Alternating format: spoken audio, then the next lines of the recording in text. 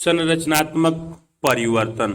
वर्तमान को समझने के लिए यह जरूरी है कि उसके अतीत के कुछ पक्षों की भी जानकारी हो। अतीत का यह ज्ञान किसी भी व्यक्ति या समूह या फिर भारत जैसे पूरे देश को जानने हेतु आवश्यक है। भारत का इतिहास काफी समृद्ध एवं विस्तृत है। भारत के अतीत की जानकारी प्राचीन एवं मध्यकालीन भारत को जानने से मिलती है, जबकि आधुनिक भारत को समझने के लिए जरूरी है कि भारत के औपनिवेशिक अनुभवों को जाने। भारत में आधुनिक विचार एवं संस्थाओं की शुरुआत औपनिवेशिकता की देन है। उपनिवेशवाद के प्रभाव के कारण भारत ने आधुनिक विचारों को जाना। यह एक विरोधाभास स्थिति भी थी। इस दौर से भारत ने पाश्चात्य उदारवाद एवं स्वतंत्रता को आधुनिकता के रूप में जाना। वही दूसरी ओर इन पश्चिमी विचारों के विपरीत भारत में ब्रिटानी उपनिवेशवादी शासन के अंतर्गत स्वतंत्रता एवं उदारता का अभाव था। इस तरह के अंत विरोधी तथ्यों ने भारत सामाजिक संरचना एवं सांस्कृतिक में परिवर्तनों को दिशा दी एवं उन पर प्रभाव डाला।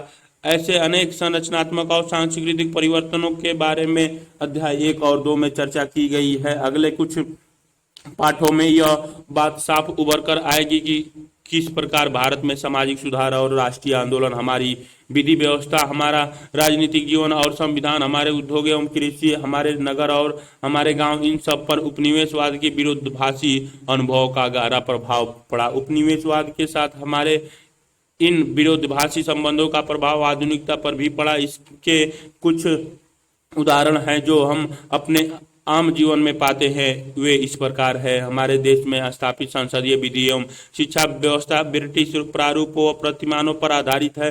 यहाँ तक कि हमारे सड़क पर बाएं चलना भी ब्रिटिश अनुकरण है। सड़क के किनारे रेहड़ियों गाड़ियों पर हमें ब्रेड, ऑमलेट और कटलेट जैसे खाने की चीजें आमतौर पर मिलती हैं। और एक प्रसिद्ध बिस्कुट कंपनी निर्माता कंपनी का नाम भी ब्रिटेन से संबंध है। अनेक स्कूलों में नेक टाई पोशाक का चित्र में दिखाए गए नेक टाई के पोशाक और सोफे मेज दिखाए गए हैं। एक अनिवार्य हिस्सा होता है कि कितनी पाश्चात्यता है हमारे दैनिक जीवन में उपयोग में आने वाली इन चीजों में। हम प्रायः पश्चिमी की प्रशंसा करते हैं लेकिन अक्सर विरोध भी करते हैं। ऐसे बहुत से उदाहरण हमें अपने रोजामर्रा की जिंदगी में देखने को मिलते हैं। इन उदाहरणों से पता चलता है कि ब्रिटिश उपनिवेशवाद अब भी हमारे जीवन में एक जटिल हिस्सा है। हम अंग्रेजी भाषा का उदाहरण ले सकते हैं, जिसे बहुआयामी और विरोधात्मक प्रभाव से हम सब परिचित हैं। उपयोग में आने वाली अंग्रेजी मातृभाषा नहीं है, बल्कि हम पाते हैं कि बहुत से भारतीयों ने अंग्रेजी भाषा में उत्कृष्ट साहित्य रचनाएं भी की है। अंग्रेजी के ज्ञान के कारण भारत को भूमंडलीकृत अंतर्राष्ट्रीय बाजार में एक विशेष स्थान प्राप्त है। लेकिन यह भी नहीं भूला जा सकता कि अंग्रेजी आज भी विशेष अधिकारों की घोषक है। जिसे अंग्रेजी का ज्ञान नहीं होता उसे रोजगार के क्षेत्र में परेशानियों का सामना करना पड़ता है। लेकिन दूसरी ओर अंग्रेजी भाषा का ज्ञान उनके वंचित समूहों के लिए लाभकारी सिद्ध हुआ है। दलितों के संदर्भ में ये बातें उपयुक्त परंपरागत व्यवस्था के दलितों को औपचारिक शिक्षा से वंचित रहना पड़ा था। अंग्रेजी के ज्ञान से अब दलितों के लिए भी अवसर के द्वार खुल गए हैं। ये चित्र में दिखाई गई है। रत्न आपका भाग्य बदल सकता है।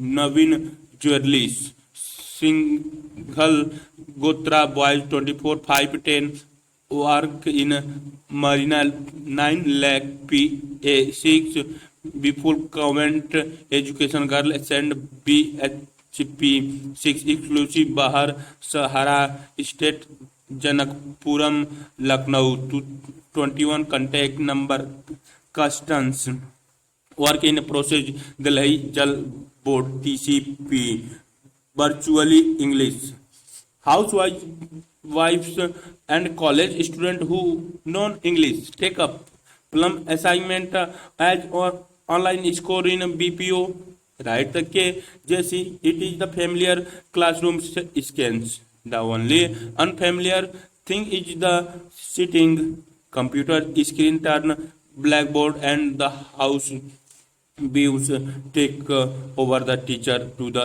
evaluated English essay written by non-English speaking student in Asia. All at the click of the mouse, the encouraging comments given by the illustrators here the motive student in Japan, Korea and China to learn English online education. The new wave is the BPO segment is bringing cheer to those who want to earn a fast buck. All you need to players for English, creative skill, basic the computer knowledge, the drive to go that extra mile and willingness to the learn. Source the Hindu, Thursday 4th May 2006. क्रियाकलाप 1.1 ऐसी सभी चीजों पर घटनाओं की प्रक्रियाओं की सूची तैयार करें जिनका संबंध अब निवेशिक युग अर्थात ब्रिटिश काल से हो। आम जीवन में उपयोग की जाने वाली वस्तुएं जैसे फर्नीचर, खाद्य पदार्थ, भारतीय भाषाओं में उपयोग की जाने वाली कहावतें, मुहावरे आदि। किसी भी भारतीय भाषा के उपन्यास, लघु कथा, सिनेमा या टेलीविजन धारावाहिकों के बारे में बताएं जो औपनिवेशिक काल को याद दिलाते हो। अपने सिनेमा या टेलीविजन धारावाहिकों में अदालती कार्रवाई का दृश्य देखा होगा, क्या आपने उसे कार्रवाई पर ध्यान दिया है? यह कार्रवाई बड़े पैमाने पर ब्रिटिश व्यवस्था का अनुकरण करती है। कुछ पूर्व वर्ष तक यह देखा जाता था कि भारतीय न्यायाधीश बनावटी बालों और वाला टोप पहना करते थे। पता कीजिए कि यह कैसे प्रचलन में आया और इसकी उत्पत्ति कहाँ हुई थी।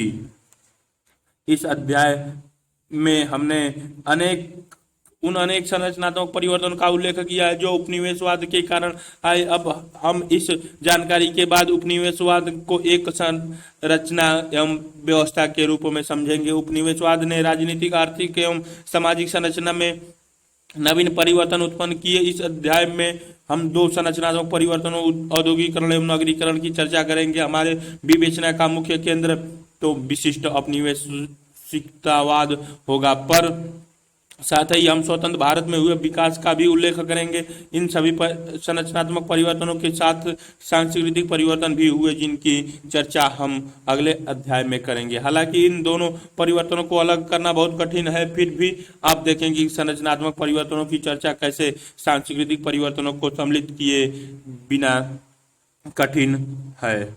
उपनिवेशवाद की समझ एक स्तर पर एक देश के द्वारा दूसरे देश पर शासन को उपनिवेशवाद माना जाता है। आधुनिक काल में पश्चिमी उपनिवेशवाद का सबसे ज्यादा प्रभाव रहा। भारत के इतिहास से यहाँ यह स्पष्ट होता है कि यहाँ काल और स्थान के अनुसार विभिन्न प्रकार के समूहों का उन विभिन्न क्षेत्रों पर शासन रहा जो आज के आधुनिक भारत को निर्मित करते हैं। लेकिन उपनिवेशिक शासन किसी अन्य शासन से अलग और अधिक प्रभावशाली रहा। इसके कारण जो परिवर्तन आए वह अत्यधिक गहरे और भेदभावपूर्ण रहे। इतिहास ऐसे उदाहरणों से भरा पड़ा है जिसमें दूसरे देश के क्षेत्रों पर कब्जा करके राजनीतिक क्षेत्र का विस्तार किया गया। ऐसे अनगिनत उदाहरण हैं जिसमें कमजोर लोगों पर शक्तिशाली लोगों ने शासन किया। लेकिन गौर करने वाली बात यह है कि पूंजीवाद के आने से पहले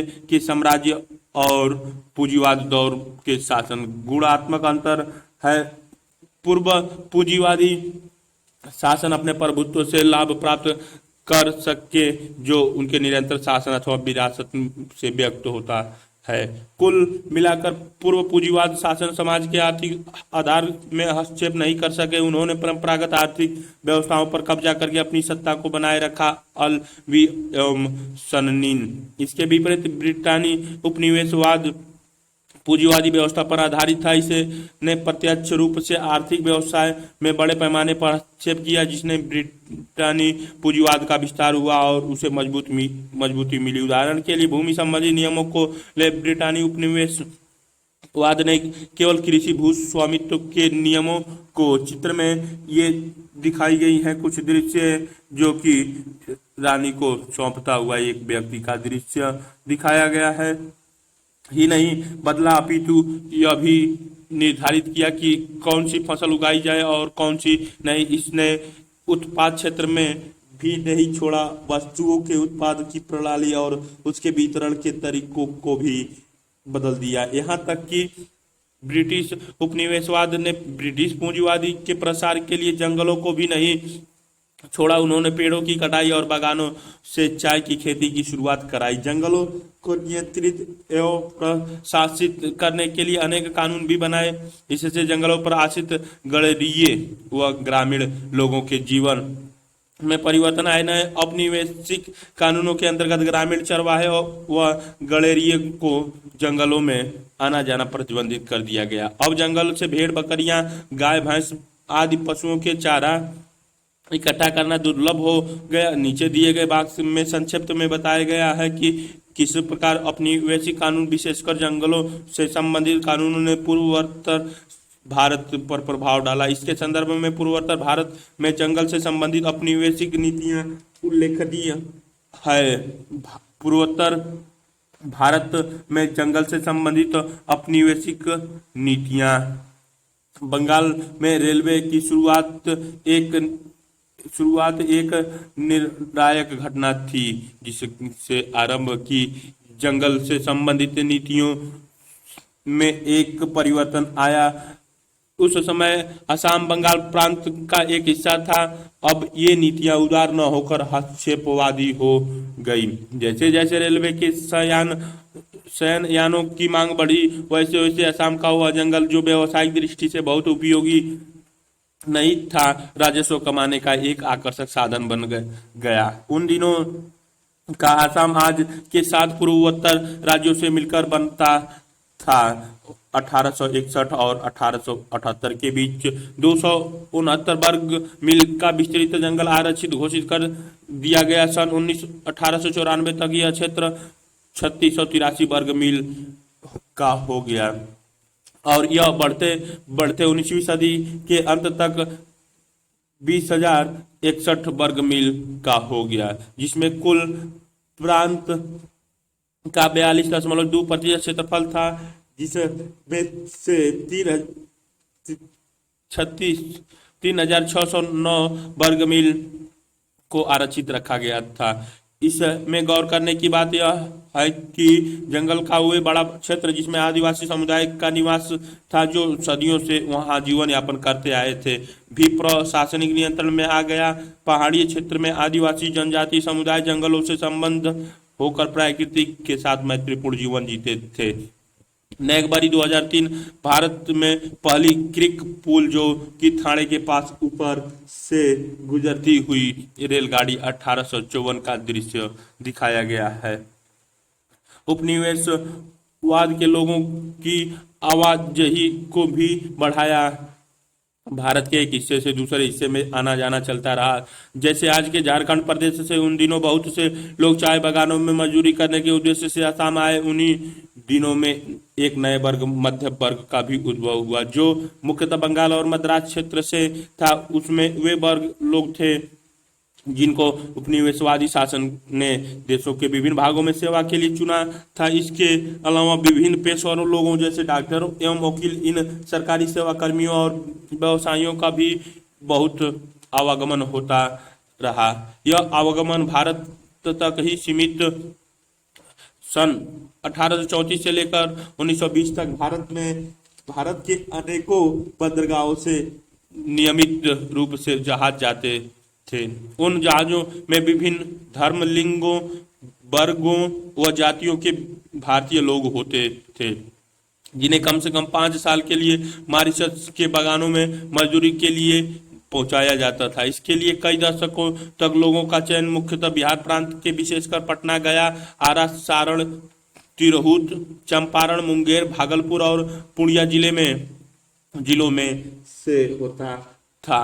पीनियो 1984 से लिया गया है, स्रोत नहीं रहा। उपनिवेशवाद शासन ने भारतीय मजदूरों एवं दक्ष सेवा कर्मियों को जहाजों के माध्यम से सुदूर एशिया, अफ्रीका और अमेरिका में स्थित अन्य उपनिवेशों में भी भेजा। कितने लोग तो जहाज पर रास्ते में ही मर जाते थे। जाने वाले अधिकांश लोगों में से कुछ तो कभी लौटकर ही नहीं आए। आज उन भारतीयों के वंशज को भारतीय मूल का नाम जाता है। दुनिया के अनेक देशों में भारतीय मूल के लोग पाए जाते हैं। वे वस्तुतः जो वस्तुतः भारत के उपनिवेशवाद शासन के दौरान उन देशों में पहुंचे।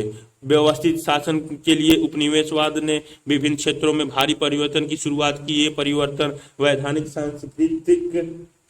वैधानिक सांस्कृतिक तथा वास्तुकला आदि क्षेत्र में लाए गए। वस्तुतः उपनिवेशवाद बृहद एवं तीव्र रूप से लाए गए परिवर्तनों की कहानी थी। इनमें से कुछ परिवर्तन तो अप्रकट रूप में थे, जबकि अनेक सुनियोजित तरीके से लाए गए थे, जैसा कि हम पाते हैं कि पश्चिमी शिक्षा पद्धति को भारत में इस उद्देश्य से लाया गया कि इससे भारतीयों को एक ऐसा वर्ग तैयार हो जो ब्रिटिश उपनिवेशवाद को बनाए रखने में सहयोगी हो। लेकिन हम यह भी पाते हैं कि यह पश्चिमी शिक्षा पद्धति राष्ट्रवादी चेतना एवं उपनिवेश विरोधी चेतना का माध्यम बनी। उपनिवेशवाद के आयामों व तीव्रता को समझने के लिए यह आवश्यक है कि पूंजीवाद की संरचना को समझा जाए। पूंजीवाद ऐसी आर्थिक व्यवस्था है जिसमें उत्पादन के साधनों का स्वामित्व कुछ विशेष लोगों के हाथों में होता है और इसमें ज्यादा से ज्यादा मुनाफा कमाने पर जोर दिया जाता है। कक्षा 12 की पहली पाठ्य पुस्तक भारतीय समाज में पूंजीवाद बाजार के बारे में विस्तार से चर्चा की जा चुकी है। पश्चिमी में पूंजीवाद का प्रारंभ एक जटिल प्रक्रिया के फलस्वरूप हुआ। इस प्रक्रिया में मुख्य रूप से यूरोपीय द्वारा शेष दुनिया की खोज, गैर यूरोपीय देशों की संपत्ति और संसाधनों का दोहन, विज्ञान और तकनीकी का अद्वितीय विकास और इसके उपयोग से उद्योग एवं कृषि में रूपांतरण आदि सम्मिलित है। पूंजीवाद को प्रारंभ से ही उसकी गतिशीलता, वृद्धि की संभावना, प्रसार, नवीनीकरण, तकनीकी और श्रम के बेहतर उपयोग के लिए जाना गया। इन्हीं गुणों के कारण पूंजीवाद ज्यादा से ज्यादा लाभ सुनिश्चित करता है। पूंजीवाद दृष्टिकोण से बाजार को एक बेहद भूमंडलीकृत रूप में देखा गया। पश्चिमी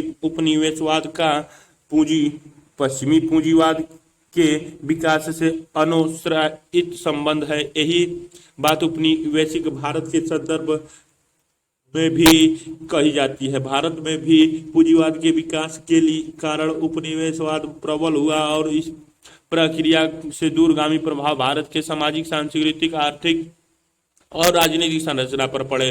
अगले भाग में हम औद्योगिकरण और नागरीकरण के बारे में जानेंगे और समझेंगे कि कैसे उपनिवेशवाद के प्रभाव से कुछ विशिष्ट रूपों का उद्भव हुआ। अगर पूंजीवाद व्यवस्था सशक्त आर्थिक व्यवस्था बन सकती तो राष्ट्र राज्य भी सशक्त एवं प्रबल राजनीतिक रूप ले सकता है।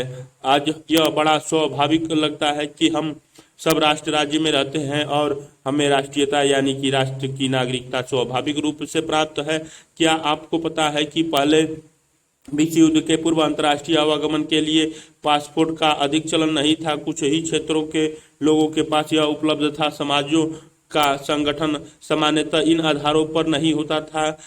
राष्ट्र राज्य एक विशिष्ट प्रकार के राज्य के लिए उपयोगी है जो कि आधुनिक समाज का लक्षण है। सरकार को एक विशेष क्षेत्र टेरिटरी में संप्रभुता प्राप्त होती है और इसमें रहने वाले लोग एक राष्ट्र के नागरिक होते हैं। नेशनल स्टेट या राष्ट्रीय राज्य राष्ट्रवाद के उदय से घनिष्ठ रूप से संबंध है। राष्ट्रवादी सिद्धांत के अनुसार किसी क्षेत्र विशेष में लोगों के समूह को स्वतंत्रता एवं संप्रभुता प्राप्त होती है। उन्हें अधिकार प्राप्त होता है कि वे अपनी स्वतंत्रता एवं संप्रभुत्व का इस्तेमाल कर सके। ये प्रजातांत्रिक विचारों के उद्धृत का महत्वपूर्ण हिस्सा है। अध्याय 3 में आप इसके बारे में विस्तार से जान पाएंगे। आपको आश्चर्य हो रहा होगा कि उपनिवेशवाद और राष्ट्रवाद के सिद्धांत तथा प्रजातांत्रिक अधिकार के बीच विपरीतार्थक संबंध है। हमने जाना कि उपनिवेशवाद का मतलब साधारणतः विदेशी शासन जैसे भारत में ब्रिटिश शासन से है, जबकि इसके विपरीत राष्ट्रवाद का निर्देश था कि भारत के लोगों या उस किसी भी उपनिवेशिक समाज के लोगों को संप्रभुत्व होने का समान अधिकार है। भारतीय राष्ट्रवादी नेताओं ने इस विरोधाभास को सही समय पर समझाया। उन लोगों ने घोषणा कर दी कि स्वाधीनता उनका जन्मसिद्ध अधिकार है और वे राजनीतिक एवं आर्थिक स्वाधीनता के लिए लड़े। नागरीकरण और औद्योगिकीकरण। औपनिवेशिक अनुभव। औद्योगिकीकरण का संबंध यांत्रिक उत्पादों के उदय से है जो शक्ति के गौरव मानवीय संसाधन जैसे वाष्प या विद्युत पर निर्भर होता। विद्युत बहुत सारी पश्चिमी समाजशास्त्री पुस्तक में यह बताया गया है कि अतीत विकसित परंपरात्मक सभ्यताओं में भी खेत या जमीन पर उत्पादन से संबंधित कार्यों के लिए अधिकाधिक मानव की आवश्यकता होती थी। अपेक्षाकृत निम्न तकनीकी विकास की वजह से बहुत ही कम लोग कृषि के कार्यों से अतिरिक्त कुछ अन्य आसान व्यवसाय कर सकते थे। इसके विपरीत औद्योगिक समाज में ज्यादा से ज्यादा रोजगार वृत्ति में लगे लोग कारखानों, ऑफिसों और दुकानों में कार्य करते थे। औद्योगिक परिवेश में कृषि संबंधित व्यवसाय में लोगों की संख्या कम होती थी। यह देखने में आया है कि पश्चिम में 90% से ज्यादा लोग कस्बों और शहरों में रहते हैं, क्योंकि वहाँ वहीं पर रोजगार और व्यवसाय के अवसर अधिक होते हैं। अतः हम नगरीकरण को औद्योगिकरण से जोड़कर देखते हैं तो ये दोनों एक साथ होने वाली प्रक्रियाएं हैं, लेकिन हमेशा ऐसा नहीं होता है। उदाहरण के लिए ब्रिटेन औद्योगिकरण से गुजरने वाला पहला समाज था जो सबसे पहले ग्रामीण से रूपांतरित होकर नगरीय देश बना। सन 1800 में 10,000 निवासियों वाले कस्बों और शहरों में पूरी जनसंख्या के 20% लोग रहते थे। सन 1900 तक यह अनुपात 70% का हो गया। राजधानी लंदन में सन 1800 में लगभग 1.1 करोड़ लोग रहा करते थे। 20वीं सदी के प्रारंभ तक यह आकार बढ़कर इतना हो गया कि इसकी जनसंख्या तकरीबन 7 करोड़ हो गई थी। लंदन उस वक्त तक ये चित्र में दिखाई गई हैं। अलग अलग औपनिवेशिक शासन के दौरान बिल्डिंगें का दृश्य दिखाया गया है।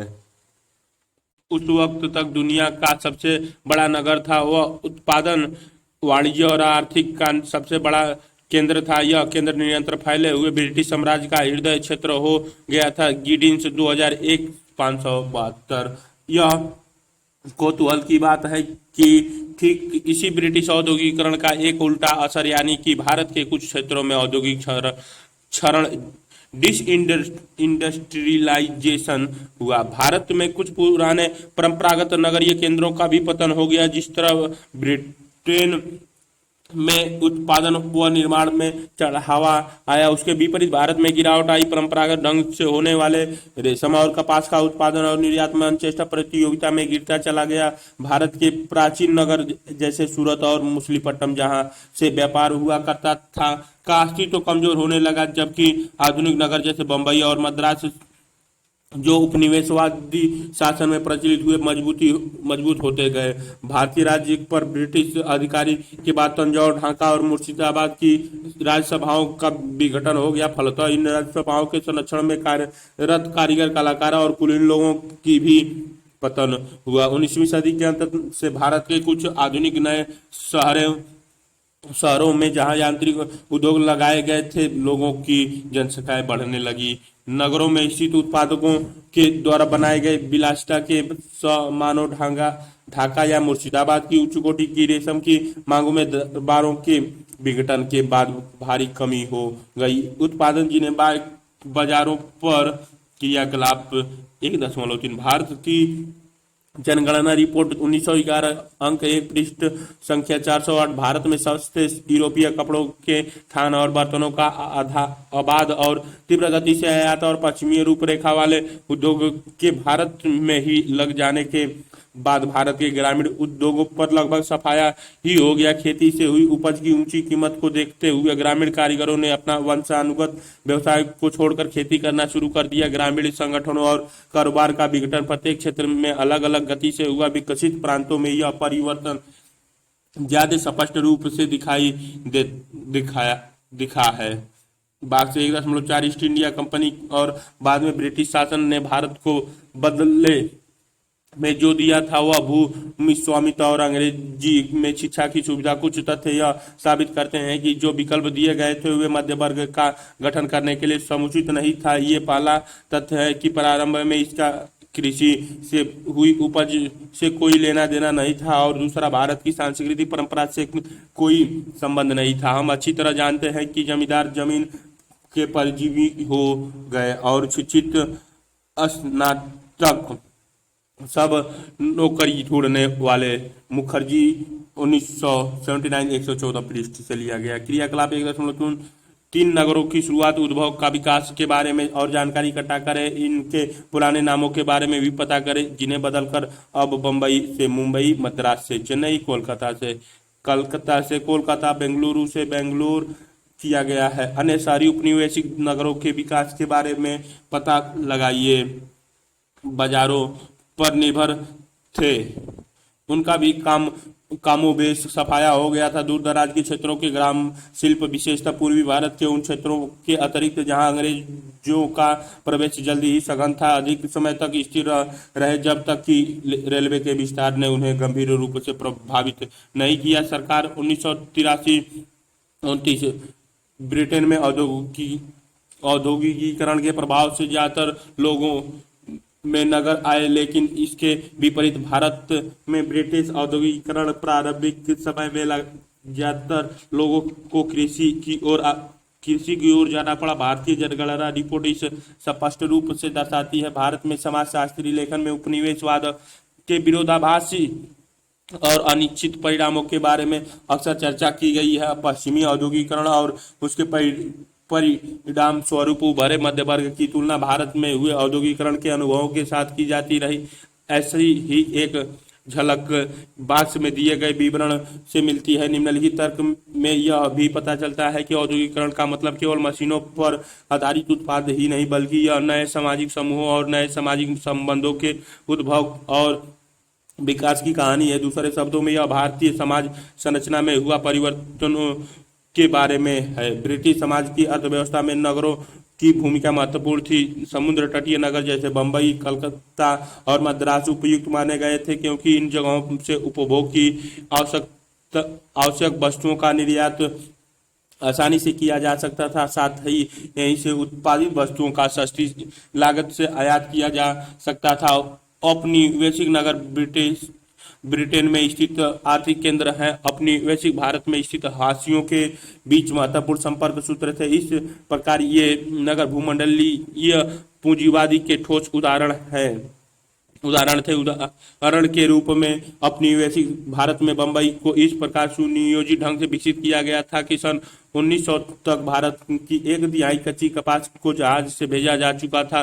कोलकाता से जूट पटसन का निर्यात होता था, जबकि चेन्नई से कहवा, चीनी, नील और कपास ब्रिटेन को निर्यात किया जाता था। औपनिवेशिक काल के नगरीकरण में पुराने शहरों का अस्तित्व कमजोर होता गया और उनकी जगह पर नए औपनिवेशिक शहरों का उद्भव और विकास हुआ। कोलकाता उन दिनों का कलकत्ता ऐसा पहला नगर था। सन 1690 में एक अंग्रेज व्यापारी जिसका नाम चौरनाक था ने हुगली नदी के तट से लगे 3 गांवों को कोलिकता, गोविंदपुर और सुतनुती को पट्टे पर लिया।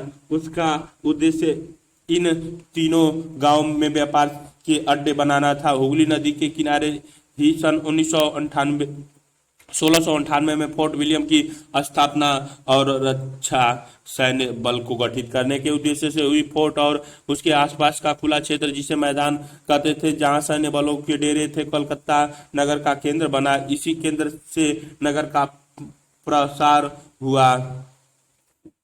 दक्षिण एशियाई के औपनिवेशिक नगर का प्रारूप बाग से 1.5 यूरोपीय शहर में विशाल बंगले, सुसज्जित मकान, सुनियोजित सड़कों के दोनों किनारे पर पेड़, दोपहर और शाम को मिलने जुलने के लिए क्लब, खुली जगह को पश्चिमी रूपरेखा के मनोरंजन की सुविधाओं जैसे घुड़दौड़, गोल्फ, फुटबॉल और क्रिकेट के लिए सुरक्षित रखा गया था, जबकि घरेलू जलापूर्ति, विद्युत संपर्क और दूषित पानी के निष्कासन की सुविधाएं मौजूद थी और तकनीकी स्तर पर संभव थी। तब यूरोपीय नगरों में रहने वाले लोगों ने इसका भरपूर इस्तेमाल किया। इन सुविधाओं का उपयोग केवल यूरोपीय मूल के नागरिक के लिए ही सुलभ था। दत्त 1993-361। चाय की बागवानी। हम अब तक जान चुके हैं कि भारत में औद्योगिकीकरण और निम्न नगरीकरण उस प्रकार नहीं हुआ जैसे ब्रिटेन में हुआ। इसकी वजह औद्योगिकरण की देर से हुई शुरुआत नहीं थी, बल्कि यहाँ के प्रारंभिक औद्योगिकरण और नगरीकरण पर औपनिवेशिक शासन चलता था, जो पहले ही हितों को देखता था, अपने ही हितों को देखता था। हम विभिन्न उद्योगों के बारे में यहाँ विस्तार से चर्चा नहीं करेंगे। हम केवल चाय की बागवानी को उदाहरण के रूप में ले लेंगे। आधिकारिक रिपोर्ट से पता चलता है कि अपनी वैश्विक सरकार गलत तरीके से मजदूरों को की भर्ती करती थी और उनसे बलपूर्वक काम लिया जाता था। ब्रिटिश व्यवसायियों के लिए सरकारी बल का प्रयोग कर बागानों में मजदूरों से सस्ते में काम कराया जाता था। कथा साहित्य एवं अन्य स्रोतों से बागान में काम करने वाले के जीवन से संबंधित जानकारी प्राप्त होती है। वास्तव में अपनी वैश्विक प्रशासन यह मानकर चलते थे कि बागान वालों को फायदा पहुंचाने के लिए मजदूरों पर कड़े से कड़े बल प्रयोग किया जाए। वे इस तथ्य से पूर्णतः अवगत थे कि अपनी वैश्विक देश में चलाए गए नियम कानून अलग हो सकते हैं और यह जरूरी नहीं है कि ब्रिटिश उन प्रजातांत्रिक नियमों का निर्वाह अपनी वैश्विक देशों में भी करे जो ब्रिटेन में लागू होते थे। चित्र में दिखाई गई है ये चाय के बागवान दृश्य में यहाँ पे महिला दिखाई गई जो कि तोड़ रही है। श्रमिकों का चयन और नियुक्ति किस प्रकार होती थी? बाग से 1.6 सन 1991 में चाय उद्योग की भारत में शुरुआत हुई। ज्यादातर चाय के बागान असम में थे। सन 1903 तक 4,79,000 अस्थायी और 93,000 अस्थायी लोगों को यहाँ काम पर रखा गया था। चूंकि असम की जनसंख्या सघन नहीं थी और चाय के बागान निर्जन पहाड़ी क्षेत्रों में स्थित थे, इसीलिए बड़ी संख्या में श्रमिकों को दूसरे प्रांतों से लाया गया था। लेकिन दूर दराज से हजारों मजदूरों को लाकर ऐसी जगह पर रखने में जहाँ की आबो हवा स्वास्थ्य के प्रतिकूल थी, यहाँ तक कि विचित्र प्रकार के बुखारों का प्रकोप था। इलाज में अत्यधिक खर्चा होता था और इस खर्चे के लिए बागानों के मालिक और ठेकेदार सहमत नहीं थे। सही तरीके से मजदूरों को लाना खर्चीला होता, इसीलिए ब्रिटिश व्यवसायियों ने सरकारी ताकत का सहारा लिया। ऐसे कानून बनाए गए कि गरीब मजदूर के पास कोई विकल्प नहीं बचा। आसाम के चाय के बागानों के लिए मजदूरों की नियुक्ति वर्षों तक होती रही। यह काम ठेकेदारों को दिया गया था, जो बंगाल के transport of native labourers act number 111 1863, जिसका 1865 और 1870 1873 में संशोधन किया गया, का इस्तेमाल करके मजदूरों को प्रलोभन भय के द्वारा आसाम भेजते थे। कर्जन के भाषण सेकंड से पृष्ठ 238 से 9। भाग से 1 असम जाने वाले मजदूर दरअसल दस्तावेज इकरारनामे के तहत कई सालों के लिए वहां गए थे। सरकार की तरफ से उन मजदूरों को दंडित करने का प्रावधान किया था जो समझौते के पट्टे के अनुसार व्यावसायिक शर्तें पूरी नहीं करते थे। इस पक्ष को स्पष्ट करते हुए कानून के सदस्य टी रॉलेग ने जब सन 1901 में श्रम तथा उत्प्रवासी विधेयक 1901 असम लेबर एंड इमिग्रेशन के बारे में बोलते हुए कहा था कि पट्टे पर लिए गए मजदूरों को यह कानून विधिवत रूप से निर्देश देता है कि वह 4 साल के लिए असम में मजदूरी करने के अलावा कुछ नहीं कर सकते। अगर कोई मजदूर इस निर्देश का पालन करने में विफल रहता है तो उसे जेल हो सकती है। इस प्रकार की शर्तें मालिक मजदूरों से संबंधित साधारण कानूनों में नहीं होती है। लेकिन हमने ब्रिटिश भारत में आसाम के चाय बागानों के मालिकों ने सुविधा और फायदे के लिए इस प्रकार की शर्तें को कानून का हिस्सा बनाया है। तथ्य यही है कि इस कानून का मुख्य उद्देश्य बागान वालों को फायदा पहुंचाना है, न कि मजदूरों के हितों को ध्यान में रखना है। IPC 1901 अंक एक्सेल पृष्ठ 137 संदर्भ चंद्र प्रभा 1966 321 से। बाक्स 1.7 के लिए अभ्यास। ऊपर दिए गए बाक्स को पढ़े और चर्चा करें। कार्य को नियंत्रित करने में अपनी वैश्विक सरकार और इसके प्रशासकों की भूमिका। ब्रिटिश चाय बागान मालिकों की सहायता के लिए ब्रिटिशों की राय पता लगाएं कि इन श्रमिकों के वंशज की क्या भूमिका रही और वे कहाँ रह रहे हैं। मजदूरों के बारे में जानने के बाद यह आवश्यक है कि मालिकों बागानों वालों के बारे में बाग से 1.8 बगानों के मालिक कैसे रहते थे। सामान की लदाई और उतारने के लिए पर्वतपुरी एक अहम जगह थी। जब भी भाप छोड़ते पानी के स्टीमर किनारे से लगते, आसपास के बागान के मालिक अंग्रेज और उनकी मेम जहाज से उतारते। वैसे तो उनके भी बागीचे दूर दराज थे और उन्हें एकांत में ही रहना पड़ता था, लेकिन उनकी जीवन शैली में भोग विलासिता की चमक भरपूर थी। उनके विशाल बंगले मजबूत लकड़ी के पट्टों पर स्थित और घिरे हुए थे ताकि जंगली जानवर वहां न आ पाए। राजसी बंगले के चारों ओर मखमल बाग थे, जिनकी रौनक से रंग बिरंगे फूल की कतार थी। उन गोरे साहबों ने कितने ही स्थानीय लोगों के विशेष ट्रेनिंग देकर बेहतर सेवा देने लायक बना दिया था। माली, बावर्ची और घरेलू कामकाज करने वाले नौकरों की कैफियत देखते बनती थी।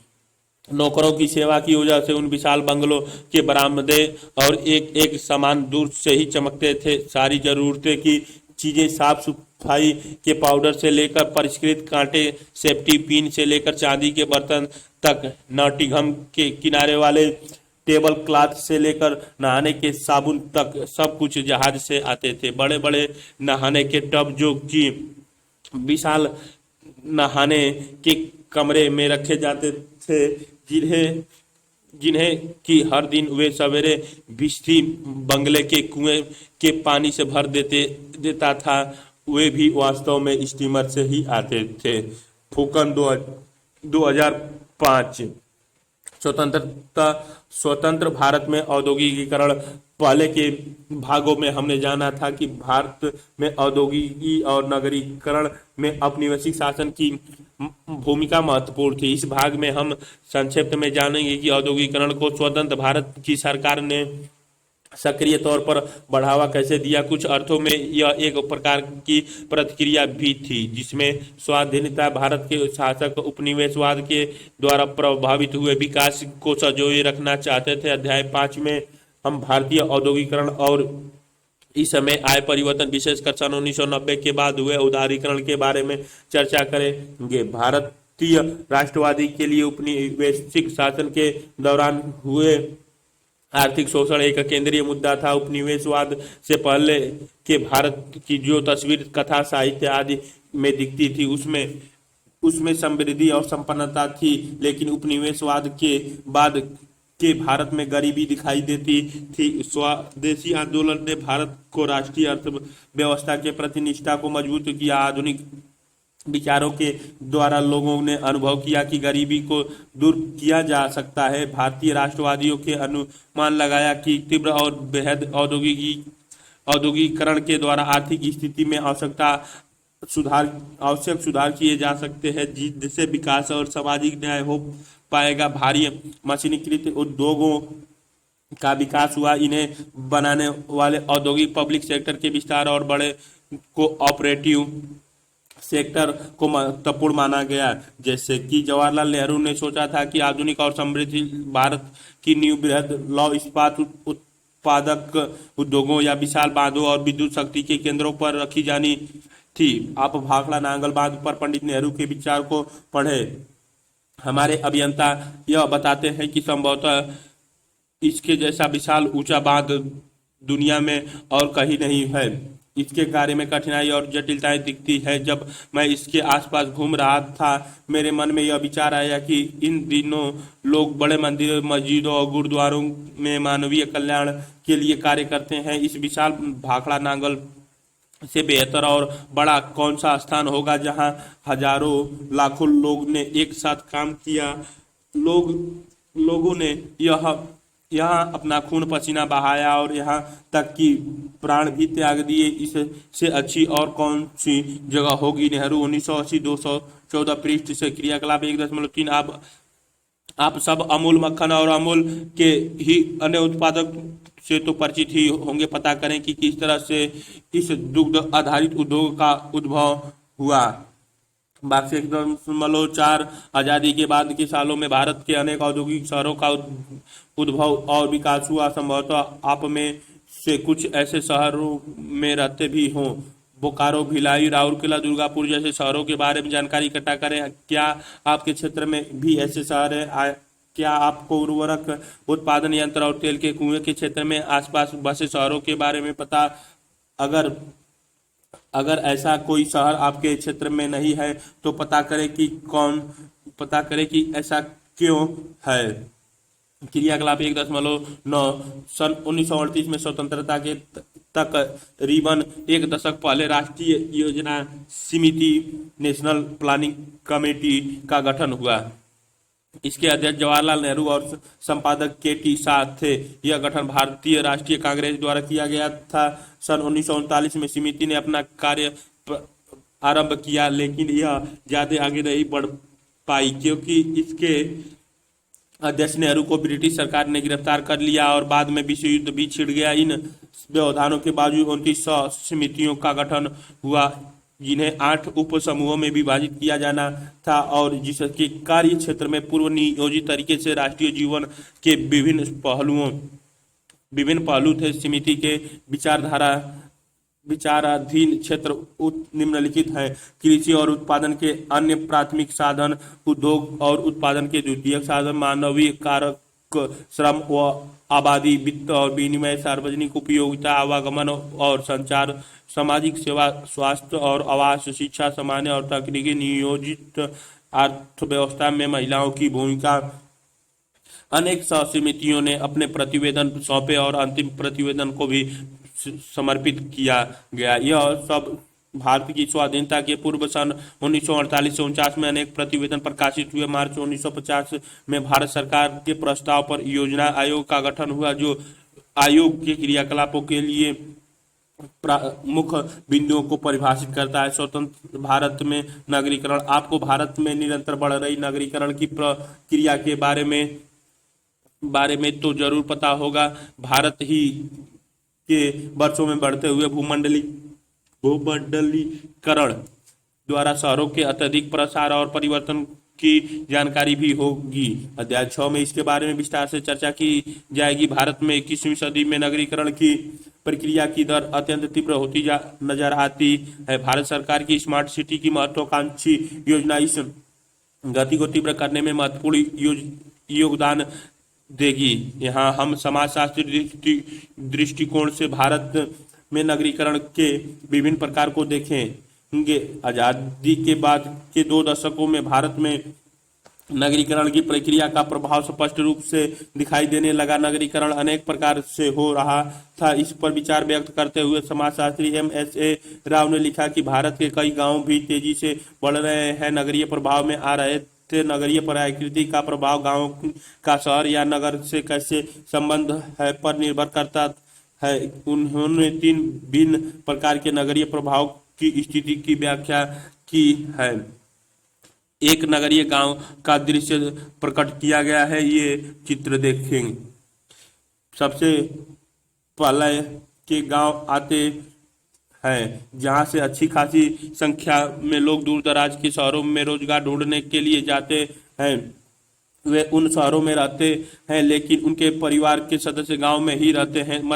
उत्तर मध्य भारत के एक गांव माधोपुर में 298 घरों में से 77 घर ऐसे हैं जिनके सदस्य प्रवासी हैं, जबकि 77 अप्रवासियों में से लगभग आधे ऐसे हैं जो मुंबई या कोलकाता में काम करते हैं। कुल अप्रवासियों के 75% ऐसे प्रवासी हैं जो गांव में अपने परिवार को नियमित रूप से पैसे भेजते हैं और 83% अप्रवासी प्रत्येक साल या 4 से 5 बार या 2 साल में एक बार अपने गांव में आते हैं। बहुत सारे प्रवासी केवल भारतीय नगरों में ही नहीं बल्कि विदेशों में भी रहते हैं, जैसे कि गुजरात के गांव के अनेक प्रवासी अफ्रीका और ब्रिटेन के शहरों में रहते हैं। इन लोगों ने अपने गांव में आधुनिक फैशन के मकान भी बनाए हुए हैं। इन्होंने जमीन जायदाद में भी निवेश किया हुआ है, तक शिक्षण संस्थान और जन कल्याण के लिए स्थापित ट्रस्टों को भी दान दिया है।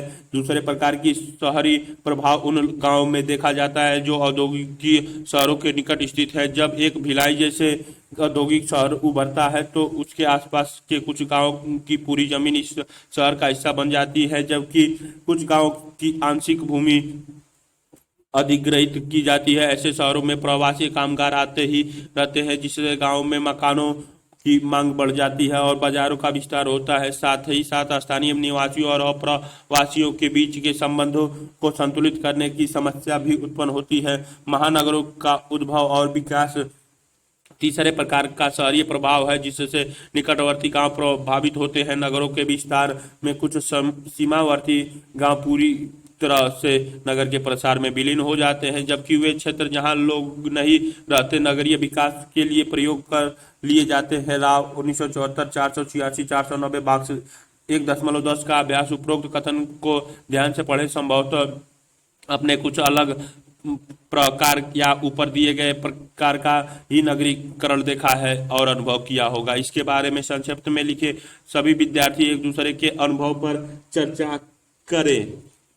चुने हुए महानगरों नगरीय शहरों की जनसंख्या। नगरीय एग्लोमेरेशंस भारत की नगरीय एवं नगरीय संकुलन कस्बों की जनसंख्या 1991 से 2011 तक। नगरीय जनसंख्या मिलियन में। नगरीय कुल कस्बों का नंबर। नगरीय जनसंख्या मिलियन में 0, 50, 100, 200, 150, 200, 250, 300, 350, 400। नगरीय संकुचन कस्बों में 0, 1000, 2000, 3000, 4000, 5000, 6000, 7000, 8000, 9000। 1991 में 50 से थोड़े ज़्यादा, 1961 में 50 से और ज़्यादा, 1971 में 100 से ऊपर, 1981 में 150 के आसपास, 1991 में 200 के आसपास, 2001 में 250 से ऊपर, 2011 में कुल पहुंच गई 9,000 के बीच में। ये चित्र में प्रदर्शित किया गया है। चुने हुए महानगरीय शहरों की वार्षिक वृद्धि दर प्रतिशत में। नगरीय जनसंख्या 10 की वृद्धि दर 0, 5, 10, 15, 20, 25, 30, 35, 40, 45, 50। नगरीय जनसंख्या 0, 5, 10, 15, 20, 25, 30, 35। 1951 में, 1961 में दिखाई गई, 1971 में ग्राफ, 1981 में, 1991 में, 2001 में, 2011 में दिखाई गई है, जो 45 के आसपास पहुंची हुई। ऊपर दिया गया चार्ट दर्शाता है कि भारत में नगरीय जनसंख्या और यूके कस्बों की संख्या बढ़ रही है। दूसरा चार्ट दिखाता है कि नगरीय आबादी का प्रतिशत बढ़ रहा है, लेकिन नगरीय जनसंख्या की 10 की वृद्धि दर जनसंख्या घटने की प्रवृत्ति को दिखा रहा है। 1991 में भारत की जनसंख्या के 17.9 यानी 62.44 मिलियन लोग 2843 कस्बों में रह रहे थे, जबकि 2011 में भारत की जनसंख्या का 31.16 अर्थात 377.10 मिलियन लोग 35 कस्बों में रह रहे थे। यह निरपेक्ष संख्या यूके कस्बों की संख्या और नगरीय जनसंख्या की प्रतिशत भाग के रूप में स्थिर वृद्धि दर्शाती है। हालांकि 1981 से 2001 में नगरीय जनसंख्या में गिरावट देखने वाली 10 की वृद्धि दर ने इस प्रवृत्ति को उलट कर दिया और 2011 में इसकी मामूली सी वृद्धि देखी गई। 1991 में नगरीय आबादी की 10 की वृद्धि दर 1941 से 42 थी और 2011 में यह 31.8 थी। आज़ादी के बाद पहली बार निरपेक्ष रूप में नगरीय क्षेत्र की जनसंख्या में ग्रामीण क्षेत्रों की अपेक्षा अधिक वृद्धि देखने को मिली है, जो कि ग्रामीण क्षेत्र की वृद्धि दर में तेजी से गिरावट और नगरीय क्षेत्रों में वृद्धि दर के लगभग समान रहने के कारण हुई। निष्कर्ष आप यह तो स्पष्ट लग रहा होगा कि उपनिवेशवाद केवल इतिहास का विषय नहीं बल्कि यह आज भी हमारे दैनिक जीवन में जटिल रूप में मौजूद है। इस अध्याय से यह प्रकट होता है कि औद्योगिकरण और नगरीकरण का मतलब केवल उत्पादन व्यवस्था, तकनीकी नवीनीकरण, आबादी की सघनता ही नहीं, इसके अलावा यह हमारे जीवन का एक अंतरंग हिस्सा है। आप स्वतंत्र भारत में औद्योगिकीकरण और शहरीकरण के बारे में और भी विस्तार से अध्याय 5 और 6 में पढ़ेंगे।